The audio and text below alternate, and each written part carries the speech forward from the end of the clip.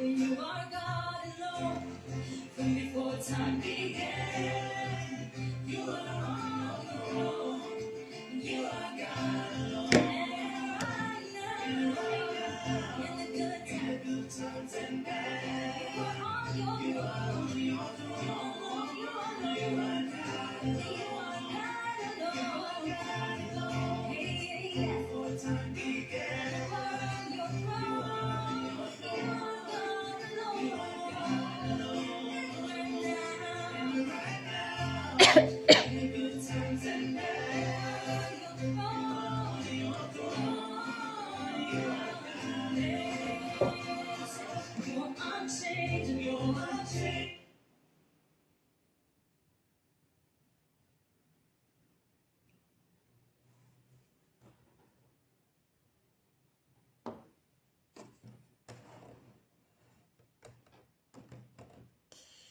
Bonsoir, bonsoir, bonsoir. Ici, il est 22h02. J'espère que vous allez bien. Nous allons commencer notre session de tranche victoire. Nous allons commencer par adorer l'Éternel, à l'invoquer, à proclamer ses bienfaits. Père éternel, tu es celui dont assurément nous avons besoin, car sans toi nous ne pouvons rien. Sans toi nous ne sommes rien. Nous voici devant toi, nous voici en ta présence pour te chercher. Nous voici, Seigneur, pour proclamer tes hauts faits, pour dire combien nous t'aimons, pour dire combien nous avons tant besoin de toi. Elohim Adonai, si toi tu n'étais pas là, que serions-nous? Où serions-nous? C'est toi que nous cherchons encore ce soir. C'est toi que nous chercherons encore tous les jours. Toi qui nous illumines, toi qui nous fais du bien, toi qui marches à nos côtés, toi qui nous donnes de persévérer, toi qui nous conduis, qui nous guide, qui nous montre le chemin, toi qui pourvois pour nous, toi qui nous fais du bien, toi qui nous protèges. Même quand nous sommes sur nos couches, combien de personnes se sont endormies comme des morts et ne se sont absolument pas réveillées. Mais nous nous sommes encore réveillés. Nous avons eu la grâce de voir ce jour du 22 décembre 2021. Nous avons eu la grâce de pouvoir parcourir toute cette année sans heurts, sans dommages, sans maladies graves, sans conséquences néfastes. Parce que tu es là, parce que tu as toujours été là, parce que tu seras toujours là. Ce soir, nous voulons encore, Seigneur, te chercher. Nous voulons encore être enseignés. Nous voulons encore chercher ta face. Parce que loin de toi, il n'y a rien. Loin de toi, il y a le néant. Loin de toi, il y a le vide. Loin de toi, c'est la mort. Nous faisons nos allées, nos venues. Nous rentrons, nous partons.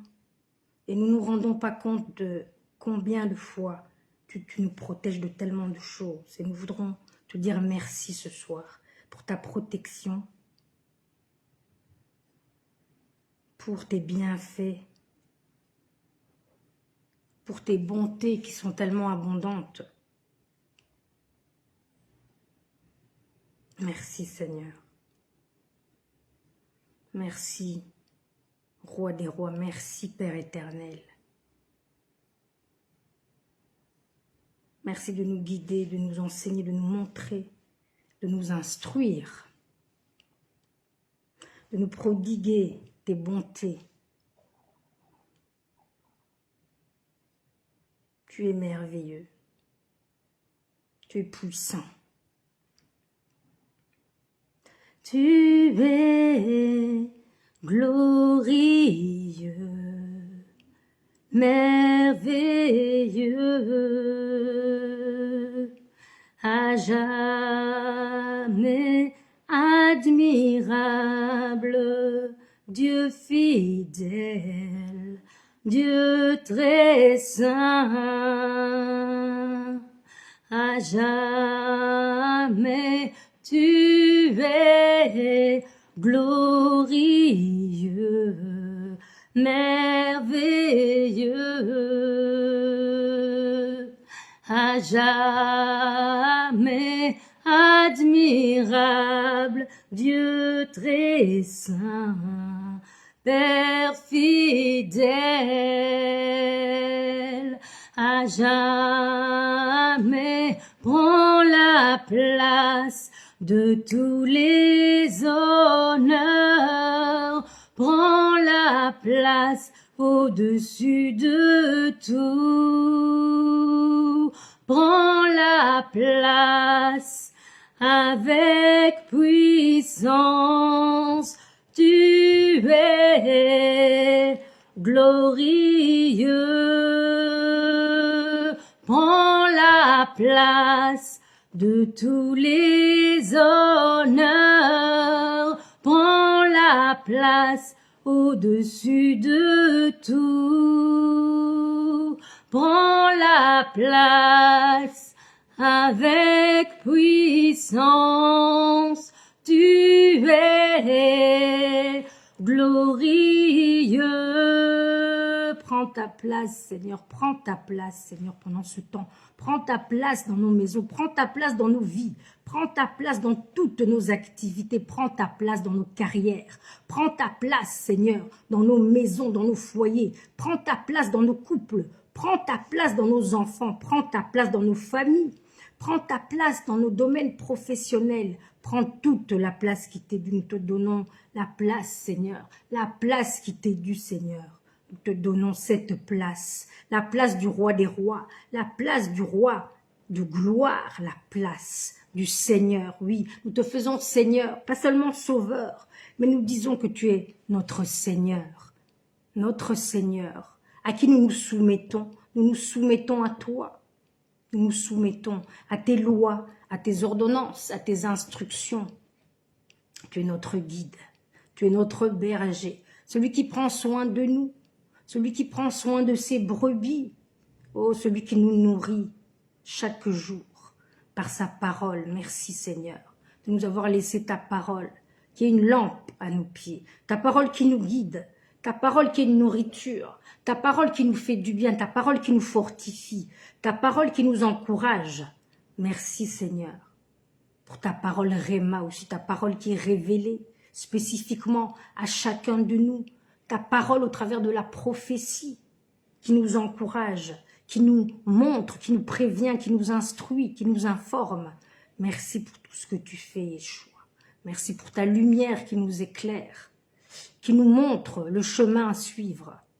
Merci Seigneur, car toi tu es la porte étroite, mais tu es la porte. Et nous avons choisi de passer par cette porte. Parce que nombreux sont les chemins de la perdition, mais étroite est cette porte qui mène à la vie éternelle. Merci Seigneur de nous avoir montré le chemin. Merci pour tout ce que tu as fait pour nous, tout ce que tu continues à faire. Merci de veiller sur nous comme le souverain sacrificateur qui veille sur le peuple de Dieu, qui prie, qui intercède pour nous, Seigneur. Merci d'être notre avocat. Merci de plaider notre cause. Merci, car tu nous as déjà justifiés à la croix. Mais tu continues ce processus de justification chaque jour. Merci, Seigneur. Nous te disons merci. Nous te disons merci, Jésus. Merci, Jésus. Nous te disons merci, Jésus. Merci Jésus, nous te disons merci Jésus, merci Jésus, nous te disons merci Jésus, Merci Jésus. Oh mon Dieu, tu es bon. Oh mon Dieu, tu es bon. Oh mon Dieu, tu es bon. Tu es bon pour moi, tu es bon. Oh mon Dieu, tu es bon. Oh mon Dieu, tu es bon. Oh mon Dieu, tu es bon. Tu es bon pour moi, tu es bon. Le Fils de Dieu, tu es bon. L'agneau de Dieu, tu es bon. Oh l'Amen, tu es bon. Tu es bon pour moi, tu es bon. Le roi des rois, tu es bon. La main cachée, tu es bon. Oh Jésus, tu es bon. Tu es bon pour moi, tu es bon. Oh mon Dieu, tu es bon. Oh mon Dieu, tu es bon. Oh mon Dieu, tu es bon. Tu es bon pour moi, tu es bon. Oh mon Dieu, tu es bon. Oh mon Dieu, tu es bon. Oh mon Dieu, tu es bon.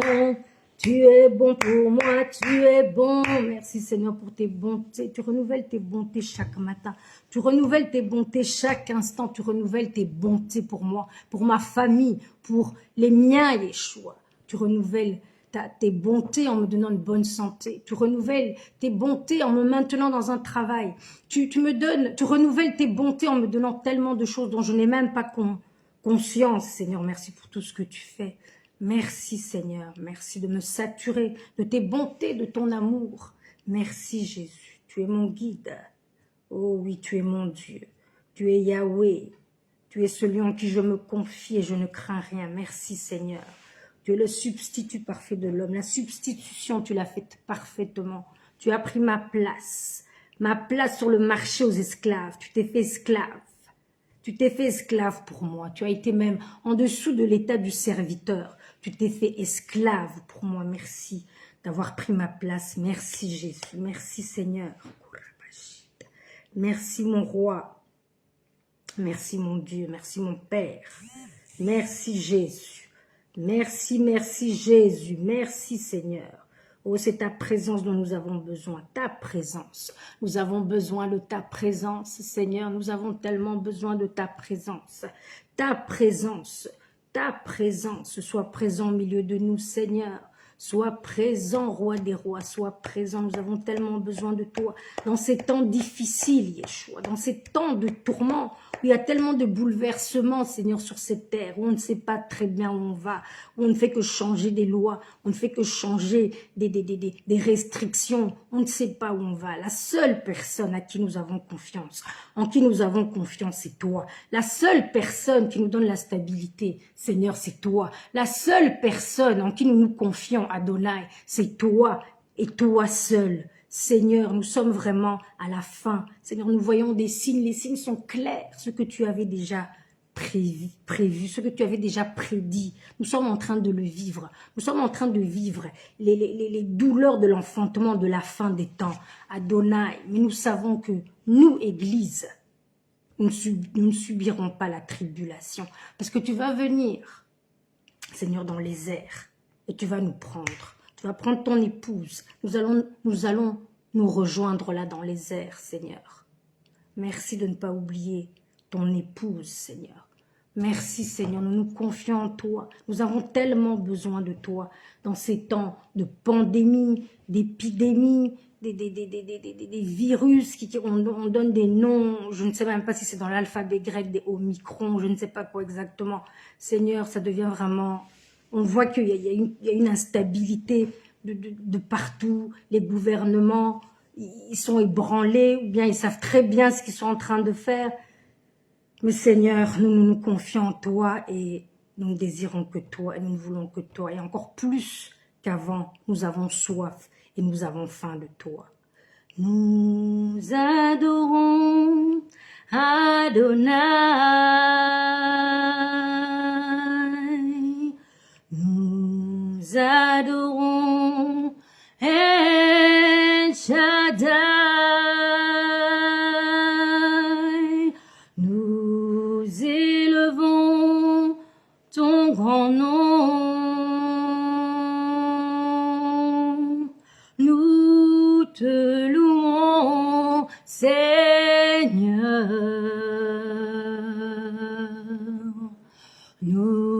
Nous adorons Adonai. Nous adorons El Shaddai. Nous élevons son grand nom. Nous te louons, Seigneur. D'un même cœur pour le Seigneur, le Créateur du vrai bonheur. Tu es glorieux, mon roi. Tu fais de moi ton serviteur. Père, je veux que ma joie demeure, car c'est en toi que je veux être éternellement. Car c'est en toi que je veux être éternellement. Car c'est en toi que je veux être éternellement. Merci Seigneur pour ta présence. Merci Seigneur pour ta puissance. Amen. Bonsoir à tous qui êtes connectés et peut-être après ceux qui ne sont pas connectés en direct. Je vous salue et je suis là pour partager un petit moment avec le Seigneur. Nous avons eu un temps d'adoration et là, nous allons partager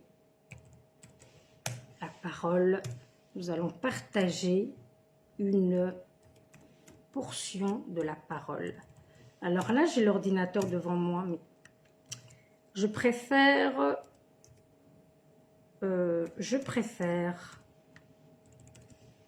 la Bible en papier, donc je vais aller la prendre. Excusez-moi, je m'absente quelques secondes. Elle est juste ici.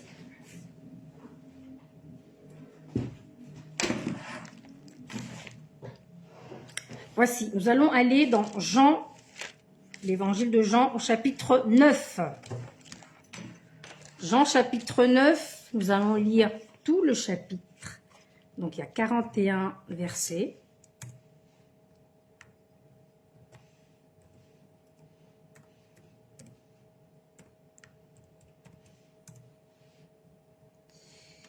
Et bonjour Aimé Joël Loukoussa. Quelle joie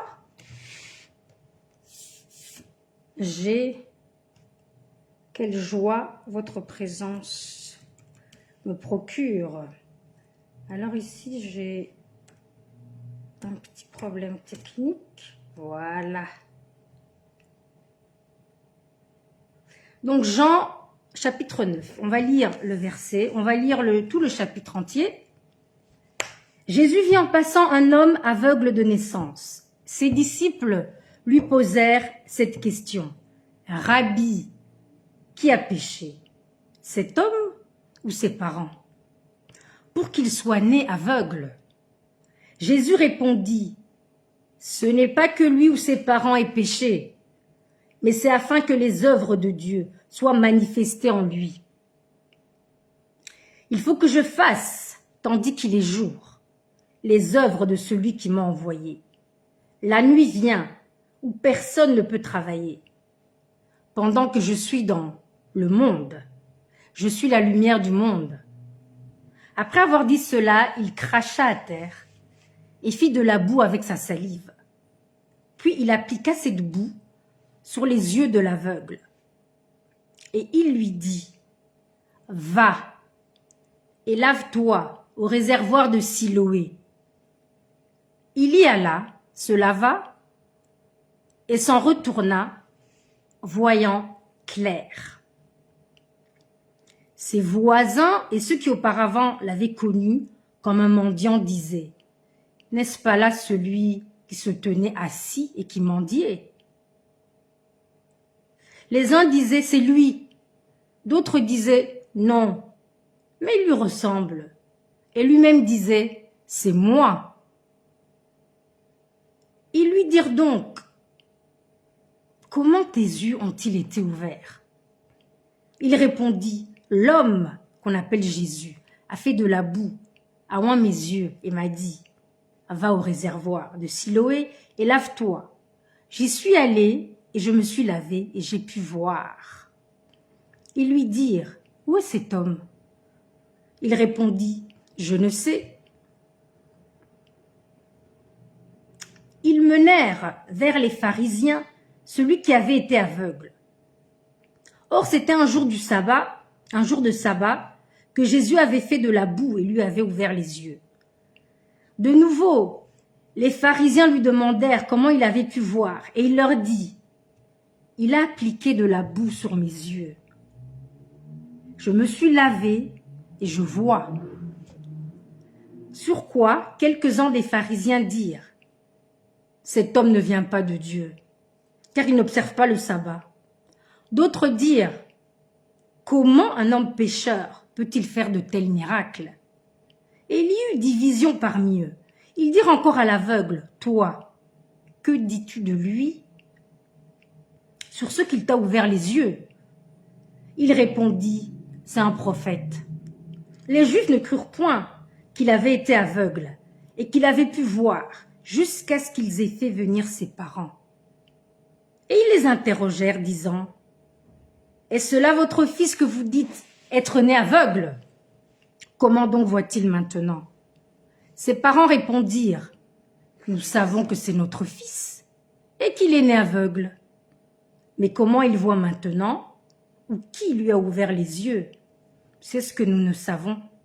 Interrogez-le lui-même, il a de l'âge, il parlera de ce qui le concerne.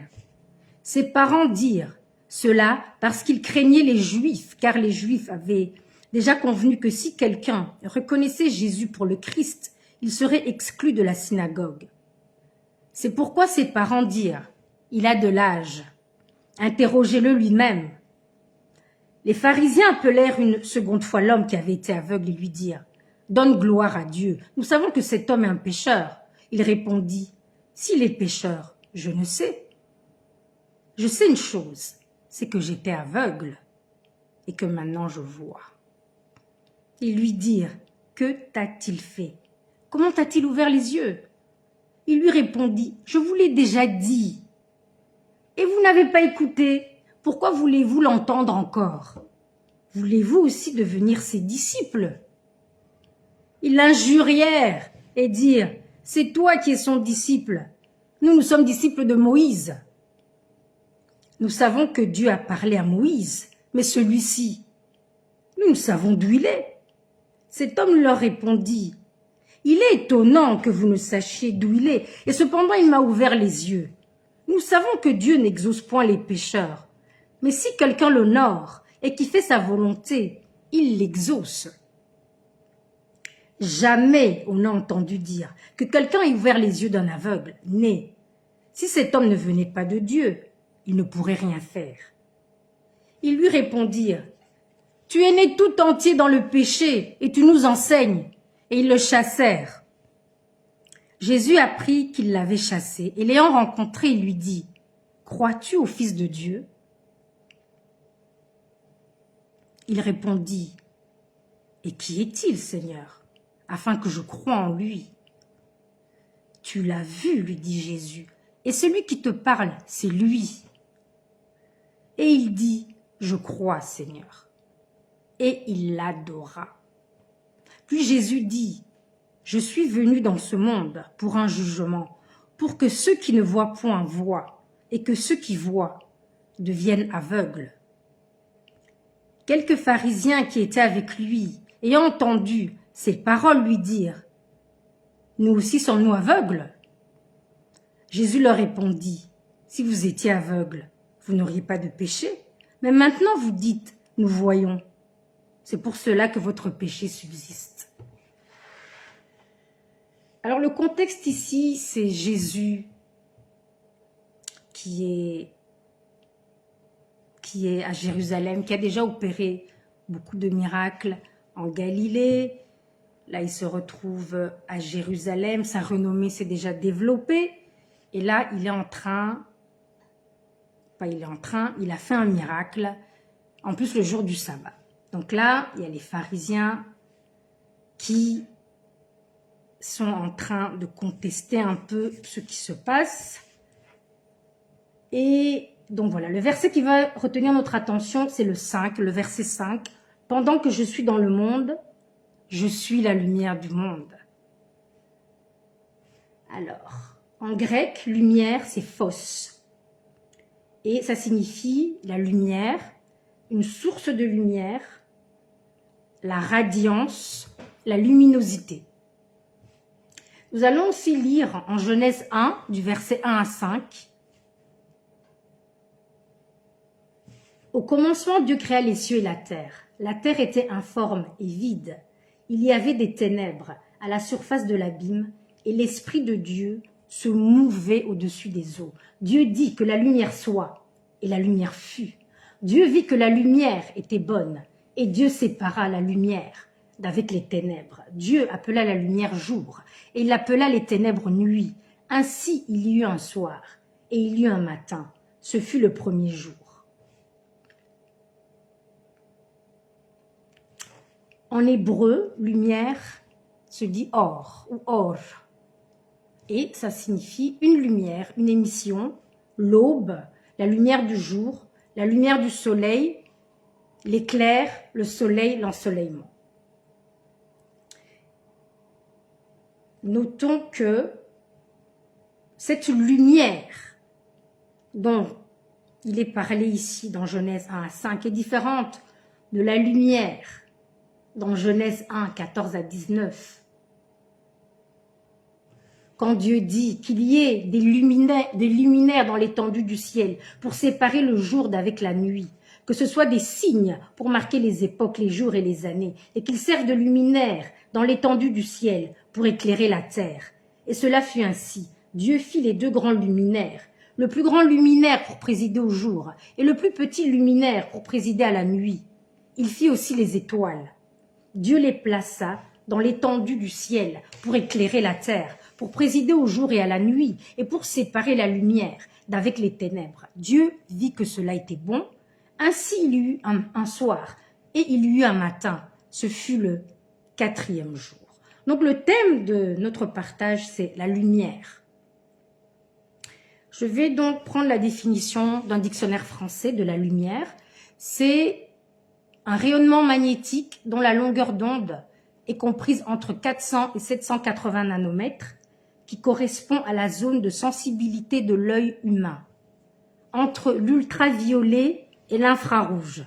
C'est assez scientifique, là on est dans la physique, dans l'optique de notre cours de physique qu'on a eu il y a bien longtemps. Comme autre définition de la lumière, c'est excusez-moi, la clarté émise par le soleil qui éclaire les objets et les rend visibles. Une autre définition aussi, c'est l'éclaircissement, ce qui fait comprendre. Comme synonyme, il y a éclairage, explication, indication, renseignement. Il y a aussi une définition de lumière, au pluriel les lumières, qui sont des connaissances possédées par quelqu'un sur tel ou tel sujet. Alors on peut aussi définir les ténèbres, qui sont définies comme étant une obscurité épaisse, une privation, une absence de lumière. C'est défini aussi comme étant l'état de ce qui est étranger à la raison, à la connaissance. Donc au vu un peu de tout ce qui a été dit, on peut définir la lumière aussi comme étant la connaissance et les ténèbres comme étant l'ignorance. Alors on va un peu naviguer encore un peu dans la physique. Puisque la lumière n'est pas un objet matériel, au lieu de dire qu'elle se déplace, on utilise le terme se propager. Alors il y a des sources et des récepteurs de lumière. Une source On appelle source lumineuse tout corps qui émet de la lumière. On distingue les corps qui produisent eux-mêmes la lumière qu'ils émettent et ceux qui diffusent la lumière qui les éclaire. Donc ils reçoivent la lumière et puis ils diffusent cette lumière. Donc c'est-à-dire que le corps qui diffuse la lumière, il absorbe toute une partie de la lumière qu'il reçoit et il réémet presque instantanément une partie dans toutes les directions. C'est comme ça qu'on peut distinguer les différentes couleurs des objets. Voilà, les différentes palettes de couleurs, ça dépend de l'absorption et de la réémission de la lumière par le corps qui a été illuminé.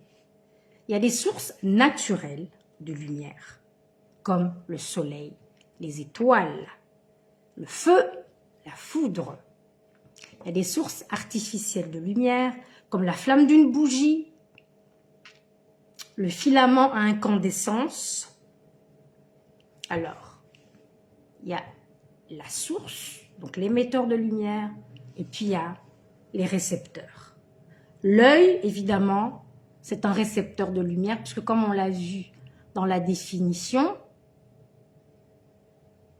de la lumière, c'est un rayonnement électromagnétique dont la longueur d'onde, comprise entre 400 et 780 nanomètres, correspond à la zone de sensibilité de l'œil humain, entre l'infrarouge et l'ultraviolet. Alors, il y a aussi le papier photographique qui contient une émulsion de matière chimique et donc qui permet de fixer une image quand elle reçoit la lumière dessus. Il y a d'autres aussi récepteurs de lumière. Alors, on va revenir au texte.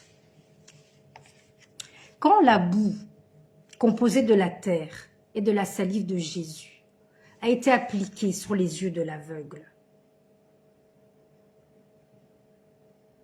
on peut croire qu'à ce moment, cet homme aveugle de naissance a reçu la guérison de son infirmité donc physique, de l'aveuglement, donc ses yeux qui ne pouvaient pas voir à ce moment-là. Ses yeux ont retrouvé leur bon fonctionnement. Mais pour que cet homme puisse voir, il fallait qu'il y ait la lumière. Donc ce miracle a peut-être été produit pendant la journée. Donc avec la lumière du jour, il pouvait voir. Mais comme il avait de la boue qui obstruait ses yeux, il devait se laver le visage, laver les yeux pour pouvoir ne fût-ce qu'enlever la boue pour que ses yeux puissent au moins être dégagés de cette boue. Et donc c'est pour ça qu'il a été envoyé au réservoir de Siloé.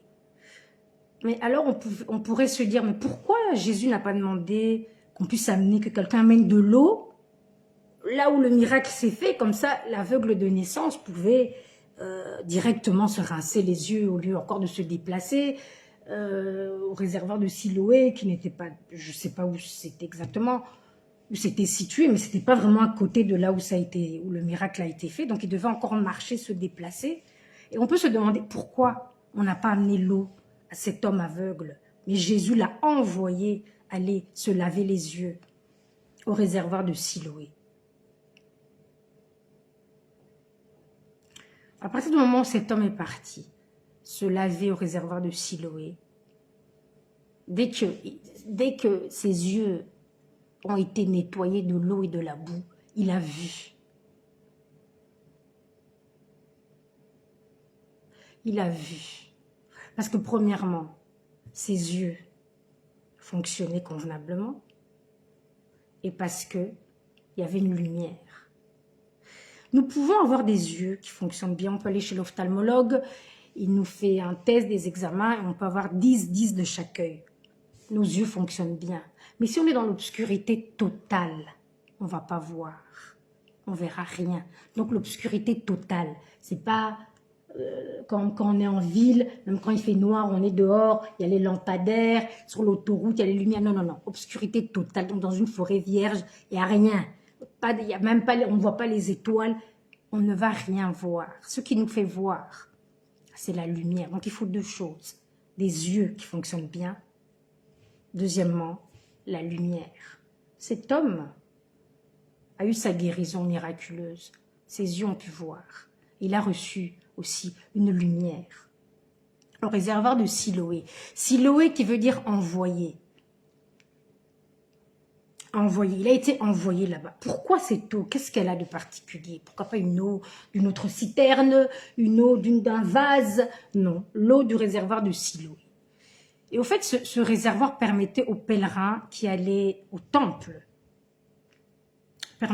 ça leur permettait de se purifier. Parce que dans la culture juive, chaque homme, à partir d'un certain âge, devait aller au moins pour les 3 fêtes principales de l'année, monter au temple de Jérusalem. Et à partir du moment où il s'approchait du temple de Jérusalem, donc le réservoir de Siloé se situe au sud du temple, à plus ou moins 720 mètres.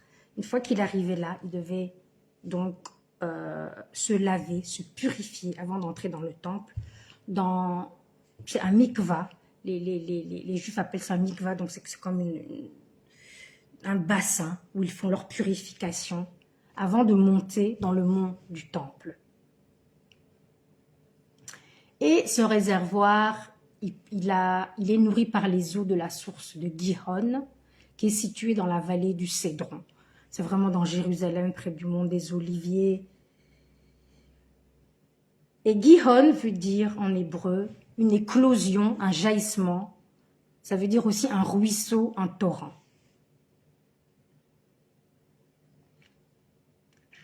Donc ici, l'eau du réservoir de Siloé représente la parole. Un des symboles de la parole, c'est l'eau.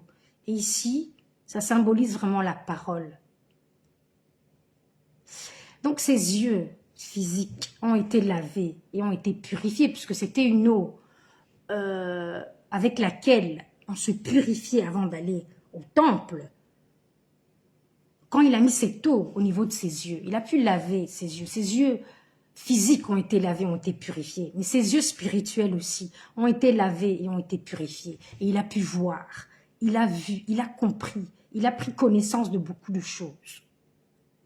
Cette eau-là a enlevé les impuretés, cette boue qui était là, mais aussi les impuretés de ses yeux spirituels. Mais alors, quelle est cette lumière? Parce que, apparemment, cette eau lui a permis aussi de voir.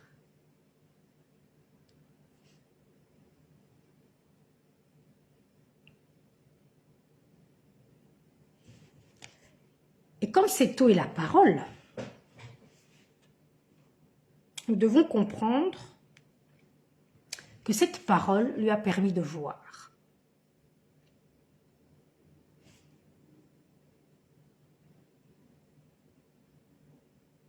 Donc il y a une lumière.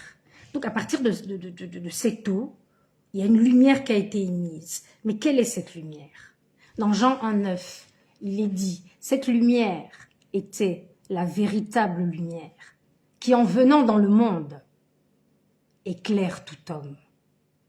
Dans Jean 8,12, il est écrit, Jésus leur parla de nouveau et dit, je suis la lumière du monde. Celui qui me suit ne marche pas dans les ténèbres, mais il aura la lumière de la vie.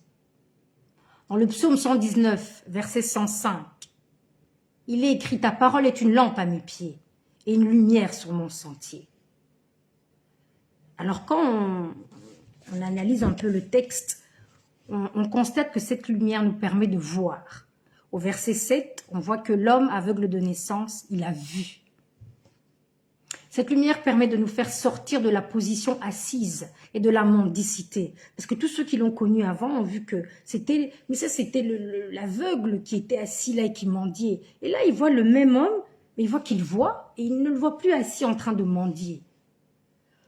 Ça permet aussi d'éclairer les autres. Parce que cet homme aveugle de naissance a pu aller témoigner justement aux personnes qui l'ont connu avant, aux pharisiens et aux juifs. Il a témoigné parce qu'on lui posait des questions. Il a expliqué, voilà, c'est un homme qui est venu, il a mis de la boue. Donc cette lumière permet aussi de témoigner, permet aussi d'éclairer les autres. Il leur a même enseigné. Quand on regarde le verset de 30 à 33, il commence à développer donc une certaine connaissance. Il est écrit, cet homme leur répondit, il est étonnant que vous ne sachiez d'où il est, et cependant il m'a ouvert les yeux. Nous savons que Dieu n'exauce point les pécheurs, mais si quelqu'un l'honore et fait sa volonté, il l'exauce. Jamais on n'a entendu dire que quelqu'un ait ouvert les yeux d'un aveugle-né. Si cet homme ne venait pas de Dieu, il ne pourrait rien faire. Donc il a eu une connaissance, comme ça, une compréhension de tellement de choses. Cette lumière nous révèle, nous fait comprendre les choses. Il a reçu des révélations progressives. Il a d'abord, quand on lui a posé les questions, mais qui t'a fait ça? Comment ça s'est passé? Comment ça s'est déroulé? Qui t'a fait ça? D'abord, il dit l'homme qu'on appelle Jésus. Et puis il dit, c'est un prophète. Et puis il dit, quelqu'un que Dieu exauce, car il l'honore et fait sa volonté. Et puis il dit aussi, si cet homme ne venait pas de Dieu, il ne pourrait rien faire. Donc il commence par l'homme. Et puis il voit que non, c'est un homme qui honore et qui fait la volonté de Dieu. Et il voit que c'est un homme qui vient de Dieu. Et puis, à la fin, quand Jésus vient vers lui, il lui demande s'il croit au Fils de Dieu. Et il ne demande qu'à croire au Fils de Dieu. Et là, il l'adore. Et là, il se rend compte que, voilà, celui qui lui a fait autant de bien, qui lui a fait recouvrir la vue, c'est le Fils de Dieu. Donc, il passe vraiment d'une progression dans la compréhension et dans la révélation de la personne qui lui a ouvert les yeux. Cette lumière nous fait comprendre les choses et nous éclaire de manière continue. Cette lumière nous fait croire, elle développe notre foi. Cette lumière nous fait voir Jésus. Car quand nous voyons ses œuvres dans nos vies, car quand nous voyons ses œuvres dans la vie d'autres personnes, nous le voyons, nous voyons Jésus.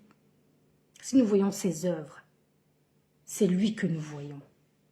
Cette lumière nous fait expérimenter Jésus. Donc, nous fait augmenter en connaissance. Notre connaissance de Jésus augmente. Et ça nous amène à d'autres niveaux de révélation de sa personne. Cette lumière permet aussi de voir en nous-mêmes. Parce que cet homme aveugle-né, il a dit, je sais une chose, c'est que j'étais aveugle et que maintenant je vois. Donc, il s'est rendu compte de sa condition d'avant le miracle. Et puis là, maintenant, il se rend compte du avant et du après.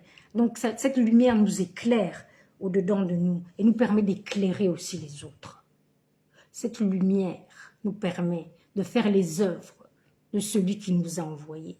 Ça, c'est Jésus qui le dit au verset 4. Il dit, il faut que je fasse, tandis qu'il est jour, les œuvres de celui qui m'a envoyé. La nuit vient où personne ne peut travailler. Donc, il y a 3 effets de cette lumière. Elle nous permet de voir, elle nous permet de comprendre, elle nous permet de connaître.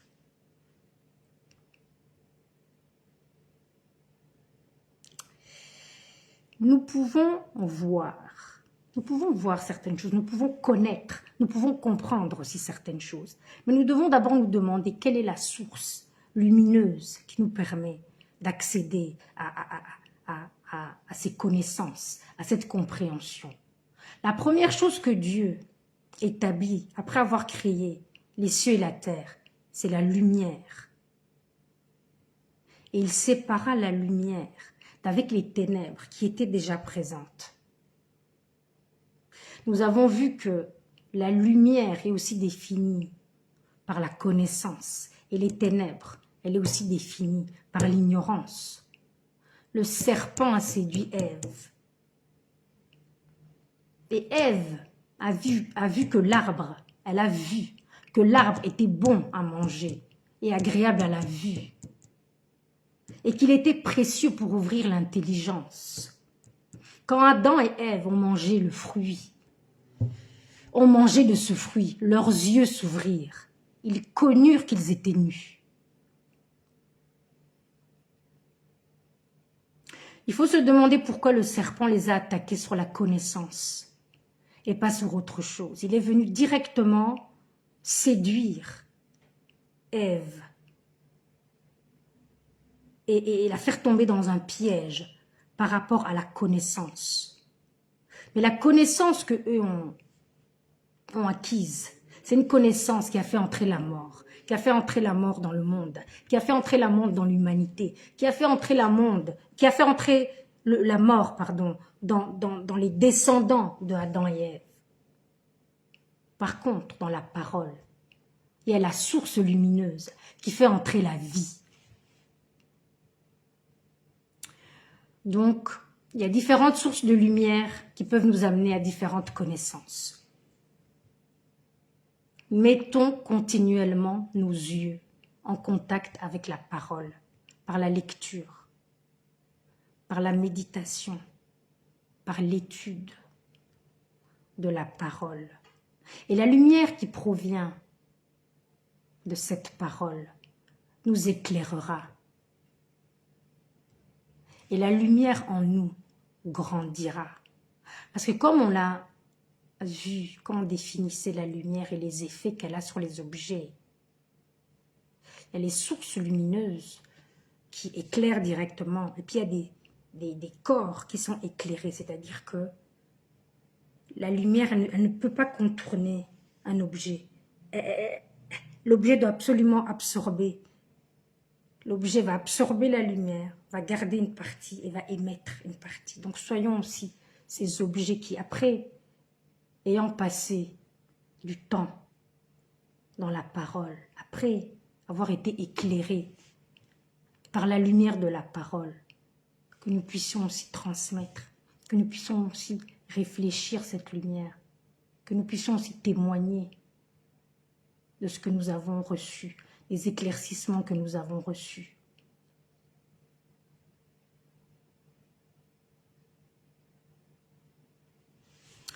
Voilà, je pourrais aussi rajouter que, on va un peu rester dans la science, que la lumière est essentielle à la vie. Par exemple, les végétaux se nourrissent en partie de la lumière du soleil, grâce au processus de photosynthèse. Aussi, l'énergie transportée par la lumière permet de réchauffer la terre et ainsi de créer un climat adéquat pour le développement de la vie. Dans ce côté-ci du globe terrestre, nous sommes en train d'entrer dans la période hivernale. La saison hivernale, les arbres n'ont plus de feuilles, n'ont plus de fleurs, ne portent plus de fruits. Pourquoi? La température a baissé. Il y a moins de chaleur. Il y a moins de lumière. Quand le printemps arrive, la quantité de lumière augmente, la température augmente. Et c'est là où on voit maintenant les arbres qui commencent à bourgeonner, les fleurs qui commencent à éclore, les fruits qui commencent à revenir. Donc voilà, la nature nous enseigne que la lumière, elle apporte la vie. La parole, elle amène la lumière de la vie. Amen. Merci d'avoir écouté. Merci pour ce temps que nous avons passé ensemble. Merci d'avoir été à l'écoute. Nous allons prier. Seigneur, merci pour ta parole qui est toujours très riche en enseignement, très riche en révélation.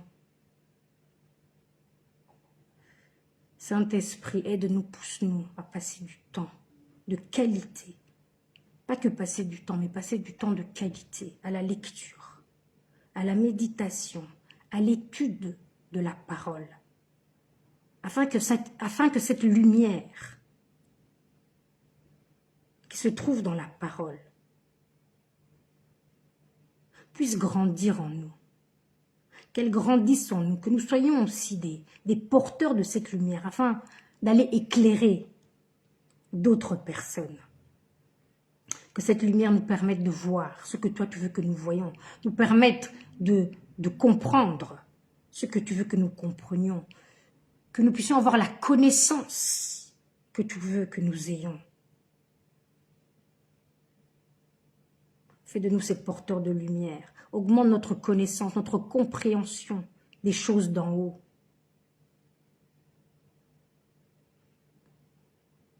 Merci de nous guider. Ta lumière Tu es une lampe à mes pieds, une lumière sur mon sentier. Continue à nous éclairer, Yeshua. Continue à nous montrer, à nous guider.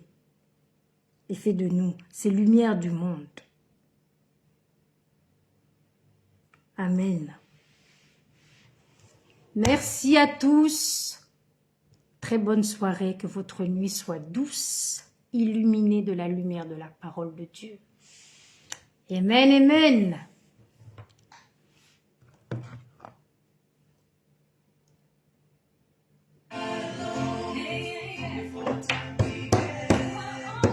You are on your throne. You are God alone. And right now, in the good times and bad,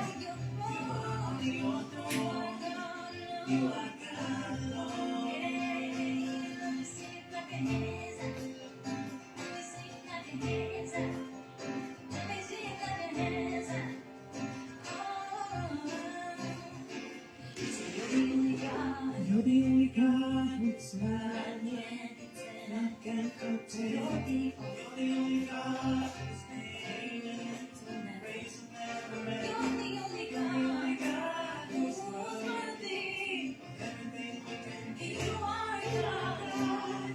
That's just the way it is. When you are God alone, from before time began, you are on your throne. You are God alone. And right now, in the good times and bad, you are on your throne. You are God alone. You are God alone. God alone. Hey, yeah. Before time began, you are on your throne. You are God alone. You are God alone. And right now, in the good times and bad.